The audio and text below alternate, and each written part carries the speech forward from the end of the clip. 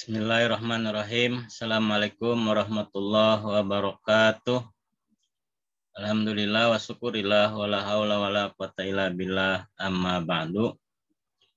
Segala puji dan syukur mari kita sama-sama panjatkan kehadirat Allah ilahi Rabbi, Tuhan yang maha pengasih lagi maha penyayang. Atas perkenan dan izin Allah lah kita dapat bertemu kembali dalam rangka melanjutkan pembelajaran kita. Tak lupa selawat teriring salam semoga tercurah pada junjungan kita Nabi besar Muhammad Sallallahu Alaihi Wasallam, pada keluarganya, para sahabatnya, dan insya Allah kita sebagai umatnya kelak akan mendapat syafaat beliau di yaumil akhirat. Amin ya rabbal alamin.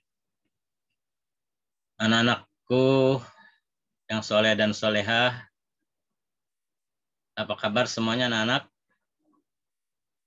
Alhamdulillah.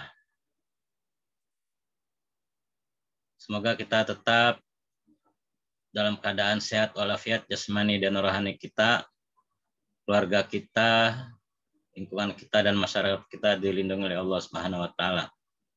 Kita berharap dan berdoa memohon kepada Allah semoga pandemi corona ini segera berakhir. Kita sudah rindu masuk sekolah.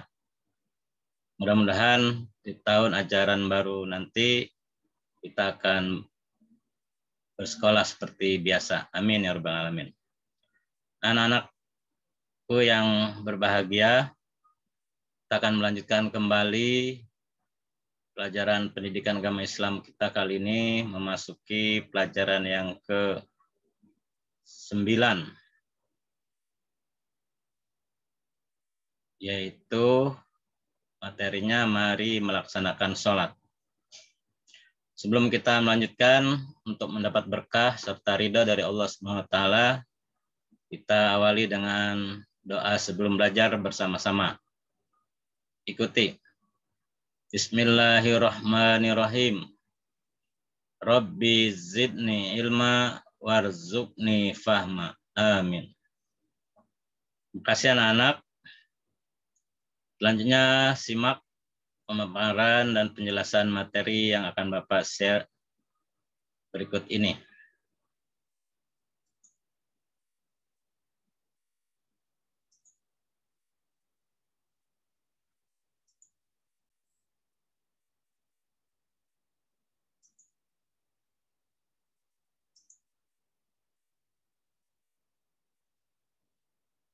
Materi kita yaitu mari melaksanakan sholat di pelajaran ke-9. Anak-anak, coba amati dan simak, lihat gambar berikut ini. Kalian sudah paham? Selanjutnya,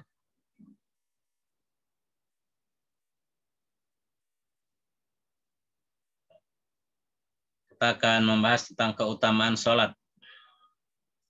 Sholat itu pertama kali diperintahkan oleh Allah kepada Nabi Muhammad ketika Nabi Muhammad melakukan perjalanan Isra dan Mi'raj. Kita melaksanakan sholat sehari semalam sebanyak 5 kali. Sholat merupakan kewajiban kita sebagai seorang muslim. Ada beberapa keutamaan ya anak-anak. Sini yang Bapak catat ada 10. Sebenarnya banyak keutamaan sholat itu. 10 ini yang Bapak akan jelaskan. Pertama, sholat itu merupakan rukun Islam yang kedua. Kita ketahui bersama bahwa rukun Islam itu ada 5. Yang pertama membaca syahadat. Yang kedua mendirikan sholat. 3 membayar zakat. 4 berpuasa di bulan Ramadan. 5 berangkat haji apabila memiliki kemampuan. Jadi sholat termasuk rukun Islam yang kedua. Yang selanjutnya anak-anak, sholat merupakan tiang agama. As-salatu imaduddin. Barang siapa yang mendirikan salat, maka dia mendirikan agama. Dan barang siapa yang meninggalkan salat, maka dia meruntuhkan tiang agama itu sendiri. Kalau kita rajin mendirikan salat, melaksanakan salat, berarti kita telah tegak agama kita dalam diri kita. Siapa di sini yang rajin setiap hari melaksanakan salat wajib minimal sehari semalam 5 kali. Itu salat isya, subuh, lohor, asar, dan maghrib. Selanjutnya anak, yang ketiga, salat sebagai amalan pertama yang akan ditanya di hari akhir. Sebelum amalan-amalan lain diperiksa oleh Allah dan ditanya, yang pertama kali yang akan ditanya adalah bagaimana salat kita. Kalau salat kita dinilai oleh Allah baik, benar, dan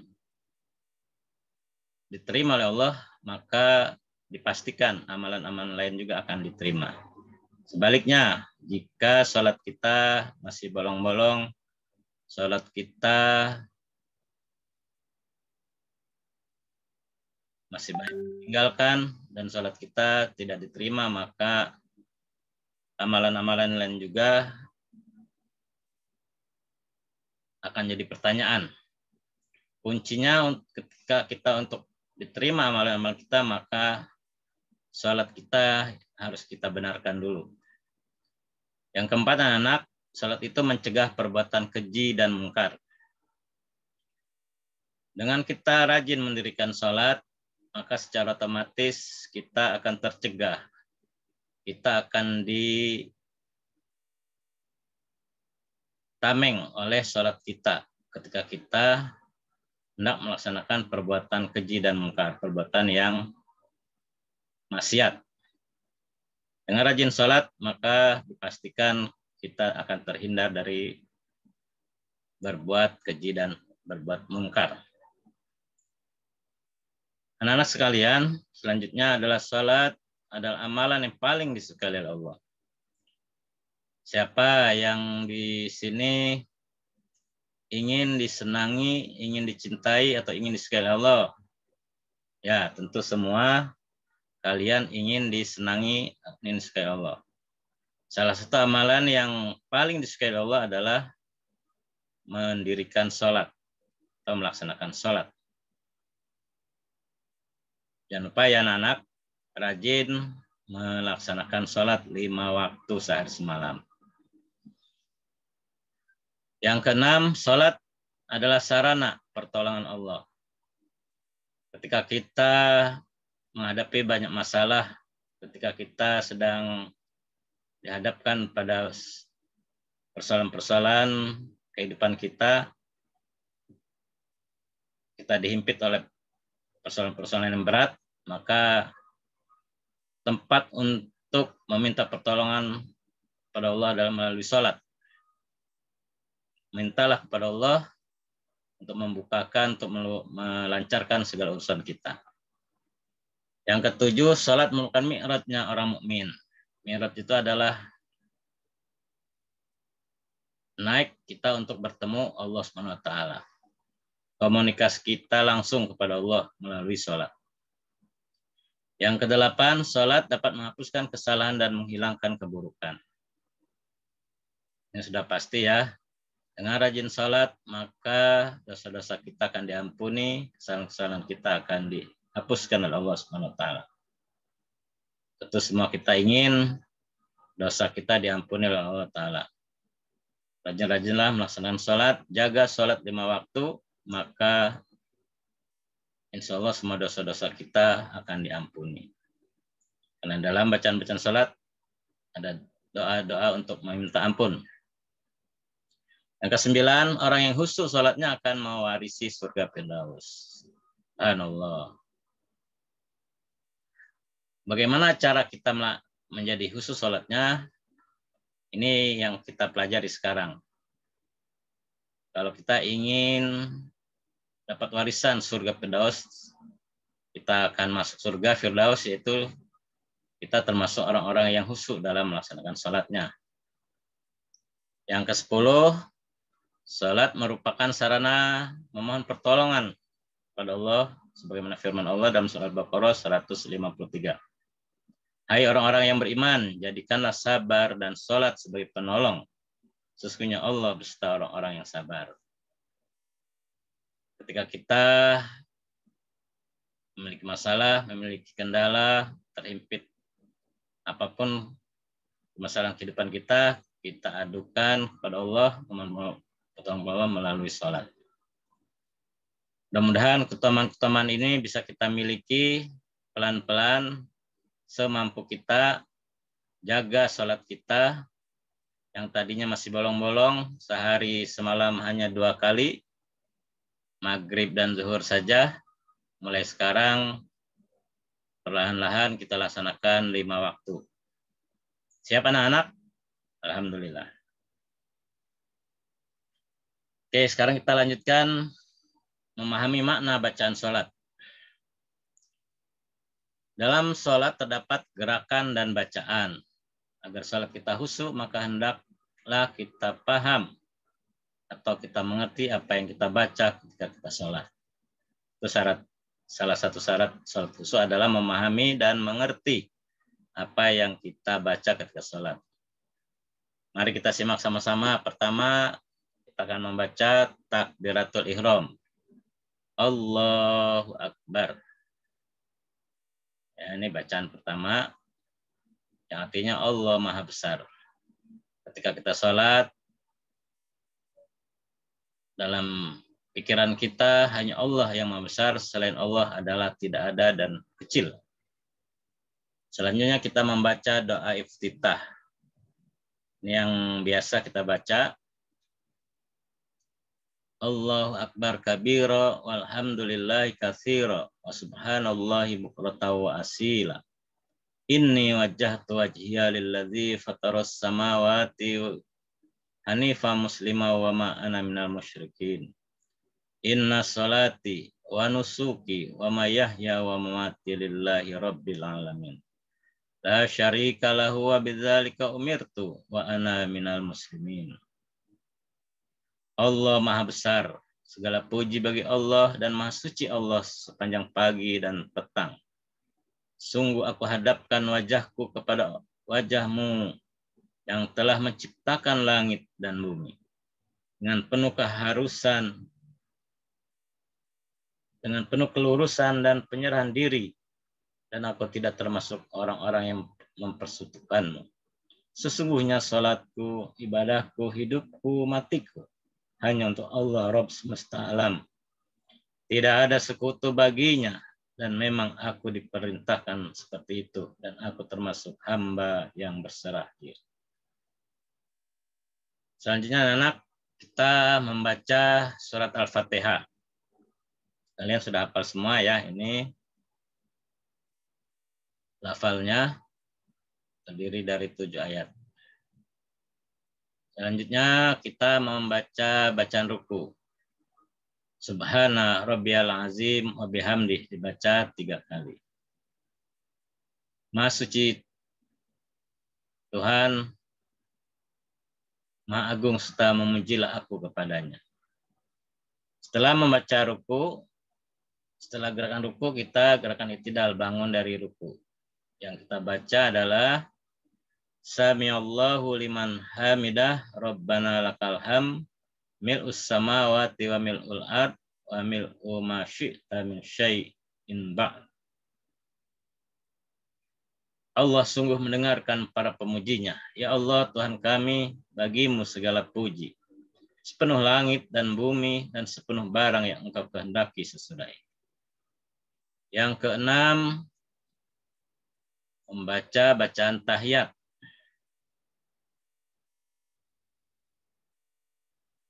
Tahiyat awal dan tahiyat akhir ya. Kalau tahiyat awal sampai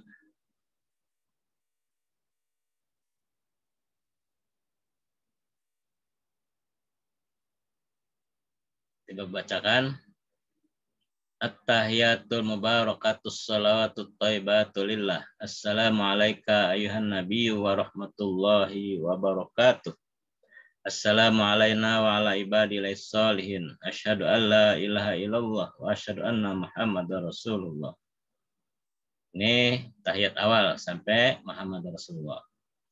Tahiyat akhir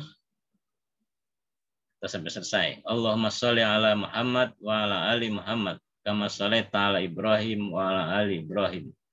Wa barik ala Muhammad wa ala ali Muhammad kama barakta ala Ibrahim wa ala ali Ibrahim fil alamin innaka Hamidum Majid.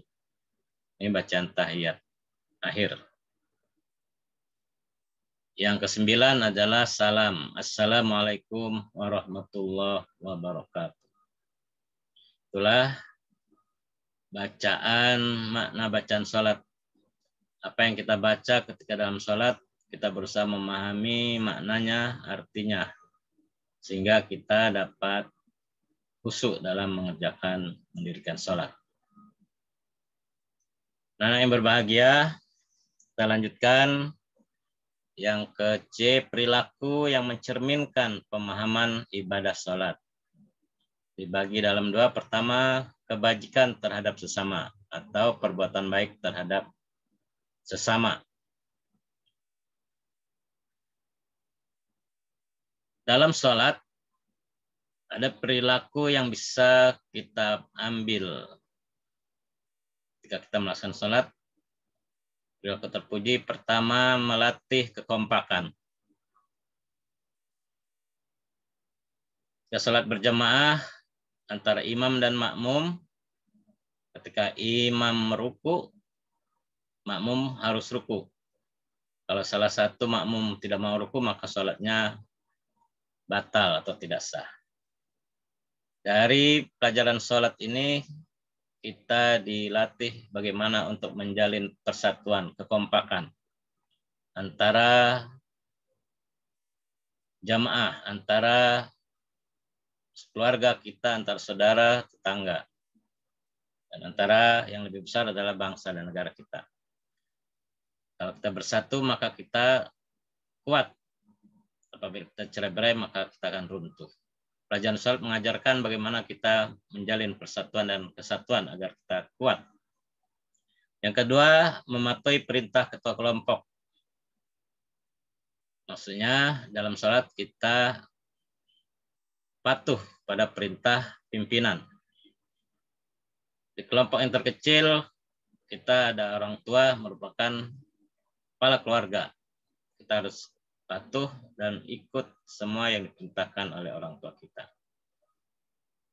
Yang ketiga, perilaku cerminan dari pemahaman sholat, ibadah sholat adalah tidak marah apabila diberi nasihat. Apabila kita mendapat nasihat dari orang tua atau dari orang yang kita tuakan, maka kita tidak marah. Kita dengarkan dengan baik. Karena nasihat itu membawa kepada kebaikan kita. Selanjutnya anak-anak, yang kedua adalah suka mengirimkan salam dan mendoakan teman. Orang yang rajin mendirikan sholat, melaksanakan sholat, maka dia akan membawa kedamaian. Selalu membawa salam. Salam itu keselamatan atau kedamaian kepada lingkungan dan selalu mendoakan teman. Ketika teman kita sakit atau ketika teman kita mendapat musibah, kita membantu segera menolongnya. Selemah-lemahnya adalah kita mendoakan teman kita. Yang selanjutnya yang E adalah menepati janji. Ya, dari perilaku terpuji, dari cerminan melaksanakan sholat adalah kita selalu menepati janji. Apabila kita berjanji, maka kita tepati. Yang ke F, memupuk rasa solidaritas. Saling simpati dan toleransi terhadap sesama. Kita senasib sepenanggungan. Karena kita berjamaah, kita belajar dari pelajaran sholat, maka kita memiliki rasa solidaritas terhadap teman untuk kebaikan. Bagian kedua dari pelajaran sholat adalah kita menghindari perilaku tercela. Perilaku tercela apa saja? Salah satunya adalah suka mengungkit-ungkit pemberian. Ya. Kita akan terhindar dari selalu menyebut-nyebut, mengungkit-ungkit apa yang kita sudah berikan kepada orang lain. Kita dilarang, kita harus menghindari ya perbuatan selalu mengungkit-ungkit pemberian. Berarti kita tidak ikhlas. Kita mengharapkan pujian atau mengharapkan selain dari Allah.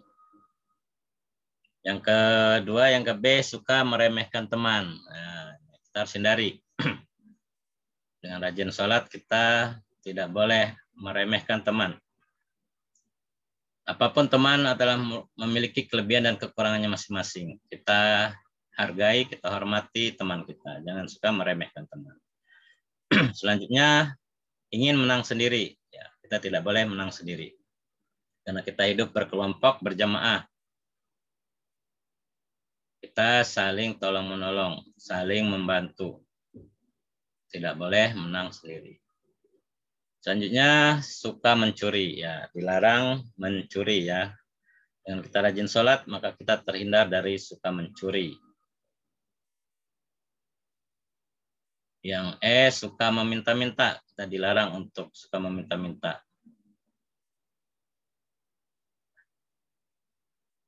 Yang ke F, suka berbohong. Ya, kita dilarang untuk berbohong. Dengan rajin sholat, maka perbuatan suka berbohong ini akan kita hindari. Nah, yang ke G, suka mengganggu teman, usil. Ya. Dengan rajin sholat, maka kita tidak suka mengganggu teman. Apalagi kita terapkan di dalam belajar kita ya. Di ada pembelajaran, kita dilarang mengganggu antar teman. Sehingga pelajaran kita bisa konsentrasi dan mendapatkan ilmu yang bermanfaat. Anak-anak, selanjutnya pengalaman sholat di rumah dan di masjid. Kita sama-sama sudah sekian lama belajar dan kita sudah melaksanakan sholat. Baik sholat kita kerjakan di rumah sekarang ini karena kondisi pandemi, dan sholat di masjid. Bagi yang sudah sebelum peristiwa pandemi ini juga kita sudah terbiasa sholat berjamaah di masjid ya. Ini nanti untuk tugas kalian membuat cerita dan menuliskan pengalamannya bagaimana saat sholat di rumah. Apa saja minimal tulisannya, apakah kamu suka rajin melakukan sholat? Sholat apa saja yang biasa kamu lakukan di rumah? Apakah kamu sholat sendirian atau berjamaah dengan siapa saja? Kejadian apa yang membuat kamu senang saat sholat di rumah dan masing-masing berapa rakaat? Yang kelima, kejadian apa lagi yang membuat kamu berkesan saat sholat di rumah? Ya, ini nanti menjadi tugas mandiri kalian ya. Bagaimana menulis pengalaman menceritakan sholat di rumah. Yang kedua, pengalaman sholat masjid. Selain di rumah, kita juga dianjurkan melaksanakan sholat di masjid. Orang yang senantiasa sholat di masjid akan mendapatkan keutamaan-keutamaan dari Allah Subhanahu wa Ta'ala. Nabi kita Muhammad SAW bersabda, 7 golongan yang akan menaungi mereka pada suatu hari, di hari kiamat, yang tidak ada naungan kecuali naungan Allah. Di antaranya seorang penguasa yang adil, pemuda yang dibesarkan dalam ketaatan kepada Allah, seorang yang hatinya selalu terpaut dengan masjid. Ya, selalu hatinya terpaut dengan masjid. Dalam artian kata selalu mengerjakan sholat berjamaah di masjid. Nah, di sini diriwayatkan oleh Bukhari. Sholat wajib, yaitu sholat subuh, zuhur, asar, maghrib, dan isya, sebaiknya dilakukan secara berjamaah. Kenapa? Karena lebih utama daripada sholat sendirian. Sebagaimana Rasulullah bersabda, sholat berjamaah itu lebih utama daripada sholat sendirian sebanyak 27 derajat. Di perbandingannya, kalau sholat sendirian kita dapat 1, kalau sholat berjamaah kita mendapat 27 derajat. Tentu kita memilih yang banyak ya, yang 27. Maka kita usahakan selalu berjamaah. Yang lebih afdol adalah di masjid.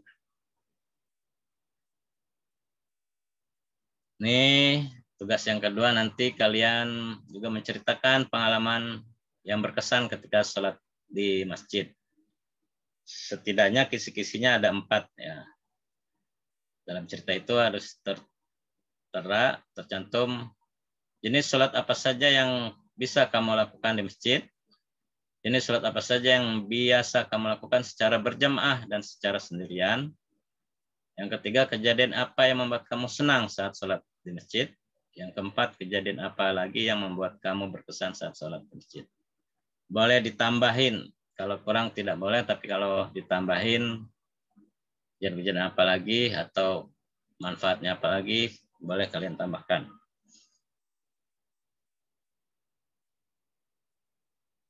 Itulah penjelasan tentang sholat.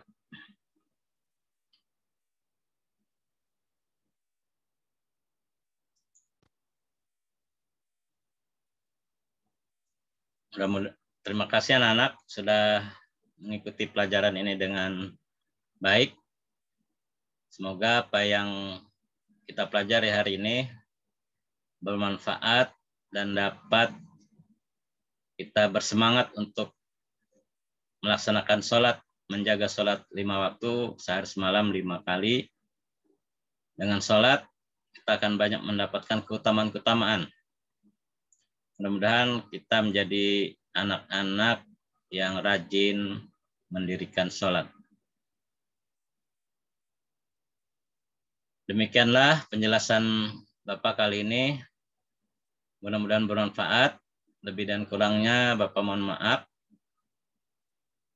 Mari kita akhiri pelajaran kita kali ini dengan membaca lafal hamdalah. Alhamdulillahi Rabbil Alamin. Billahi taufiq wal hidayah. Wassalamualaikum warahmatullahi wabarakatuh.